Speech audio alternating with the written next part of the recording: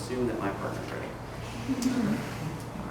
For a nation blind to the indiscriminate murder of its nations, or of its civilians and of its own soldiers, dumb weapons, indiscriminate killers are perfectly acceptable. But for the United States especially, and for Russia, both of whom have made international commitments to protect human life and to minimize the collateral damage of warfare, the current system is simply immoral, and what the negative offers you is no change. Now, they mince words about how many civilians are dying and what are exactly the specifics of our plan. We'll be getting to that in just a second. But fundamental to the round is the fact the negative has conceded the fact people are dying, these weapons are indiscriminate, and that there's an alternative that is better. That's where I contend the affirmative team wins the round. Let's move down to the nitty-gritty. Basically, what they argue under solvency is, first of all, how can we tell the difference between reliable and unreliable? I'm really confused. They argue this. I answered it in cross-examination. If they have targeting mechanisms, infrared laser self-destruct mechanisms, that's what separates them. Therefore, any munition that doesn't have those capabilities will be phased out or destroyed immediately.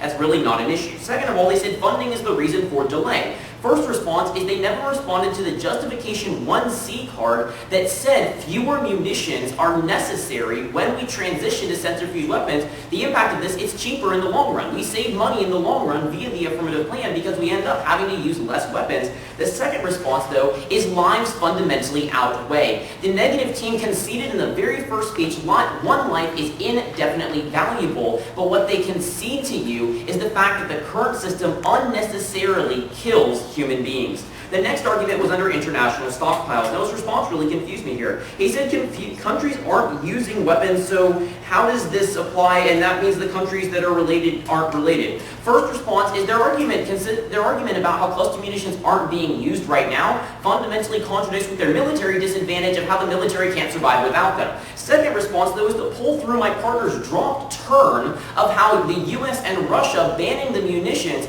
means we stop exporting them to other countries. Dropped by the negative team in the block. Flow this as an advantage to the affirmative team. We get rid of international stockpiles under our plan. The negative, by conceding, has admitted as much. Let's move to the next solvency argument. They talk about how the effect of U.S. action is unproven. Absolutely, it's unproven because it hasn't happened yet. What the negative doesn't give you, though, is a single shred of evidence saying it won't work. The only card read in this round saying that it will work is on the part of the affirmative team. The negative simply gives you their own opinion. The argument about Russia ratification comes next under solvency. They said our card wasn't specific. It never mentioned our plan. What the card did say was Geneva negotiations. And if you look at the header on the text of the tree that we provided to the negative team, it's Geneva in 2007, specifically what the Russian Foreign Ministry was responding to. Second response, not one shred of evidence from the negative team, that Russia won't comply. They tried to read their own analysis into other pieces of evidence, but never give you any proof Russia won't comply. Third and final response, they talk about missile defense. Not once have they provided anyone saying this lack of trust in one issue prevents action on another. International relations are multifaceted. Simply because one area isn't perfect doesn't mean you can't act on another. Final solvency was lack of enforcement. They said, well, there's still no verification. First response, no proof at all that this lack of verification is an issue, especially considering the fact that Russia supports the draft of the treaty and wants to sign it. There's no proof that they will violate it once they've signed it. Let's move down to their disadvantages. The first disadvantage was that of government shutdown, but what he conceded keenly in the last cross-examination was that it was possible to spend more money without the government shutting down. That's my first response. Second response is lives infinitely outweigh, also conceded by the negative team. Their second disadvantage in military effectiveness. Pull through our entire second justification, never touched by the negative team. That legacy cluster munitions, the current system kills our own soldiers, it incites terrorists, and the sensor-fused weapons are safer. Their significance argument that they had was about how cluster munitions don't kill that many people. They went one case study about 12 people in Russia. First response, it's morally reprehensible to have anyone dying when there's a safer alternative, conceded by the negative team. Second response, 372 civilians died in a U.S. raid in Iraq. That's significant. Third response, 12,000 civilians died in Laos during the Vietnam War. That's significant. Fourth response, 6% of our casualties in the first Gulf War from our own weapon system killed our own soldiers.